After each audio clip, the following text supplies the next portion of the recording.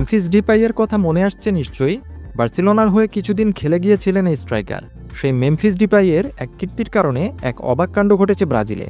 Brazil football confederation সেই দেশের রেফারিদের একটা নির্দেশনা দিয়েছেন সম্প্রতি। সেটা হচ্ছে, কোনো খেলোয়াড় যদি ইচ্ছাকৃতভাবে বলের উপর দাঁড়ায় তাহলে তাকে হলুদ কার্ড দেখাতে হবে।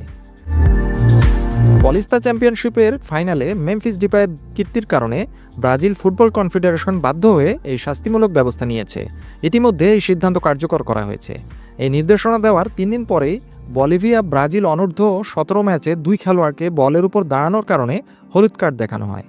ঘটনা শুরু হয় গত 27 মার্চ মেমফিস ডিপাইয়ের দল করিন্থিয়াস এবং পালমেরাসের মধ্যকার পলিস্তা চ্যাম্পিয়নশিপ ফাইনাল ম্যাচ চলার সময়। মেমফিস ডিপাই প্রতিপক্ষের ডিফেন্ডারের সামনে বলের উপর উঠে দাঁড়িয়ে যান। এই ঘটনায় ম্যাচে একটা হুলস্থুল বেঁধে যায় এবং খেলা কয়েক মিনিট বন্ধ থাকে।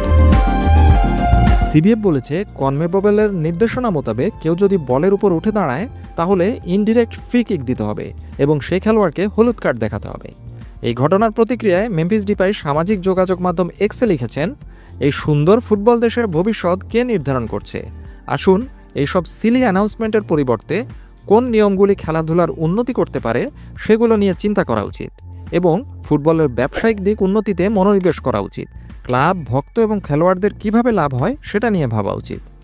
সুপারস্টার নেইমার বলের উপর দাঁড়ানো নিষিদ্ধ করা নিয়ে বলেছেন, ফুটবলকে তারা দিন দিন আরও বেশি বোরিং করে দিচ্ছে।